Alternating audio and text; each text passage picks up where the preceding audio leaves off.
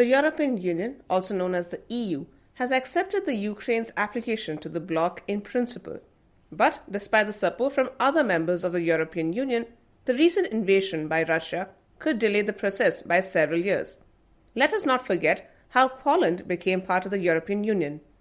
In 1994, Poland had applied for a membership to the EU. These were times of peace and stable democracies, yet the country had to wait 10 years before it officially became part of the group. Ukraine will have to meet a few criteria to become a member of the EU. Here's a look at some of these conditions.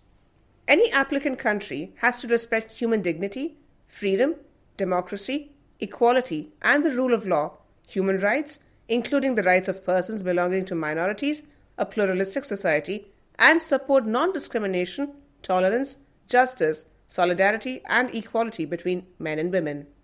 It has to have stable institutions guaranteeing democracy, rule of law, human rights, respect for and protection of minorities, a functioning market economy, and the capacity to cope with competition and market forces in the EU. It has to have the ability to take on and implement effectively the obligations of membership, including the aims of political, economic, and monetary union. So what happens if Ukraine's application is accepted? After the Commission issues an opinion, it would take about 15 to 18 months for Ukraine to become part of the European Union.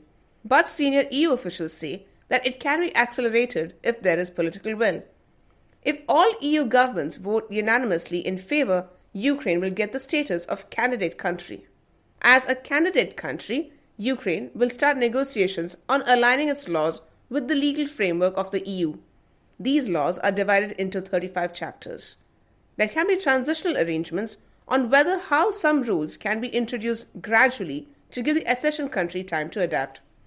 When all chapters are closed, the European Union and Ukraine will prepare an accession treaty which must be approved by all governments of the European Union and get the assent of the European Parliament. The treaty is then signed by each EU country and by the accession country as well as ratified.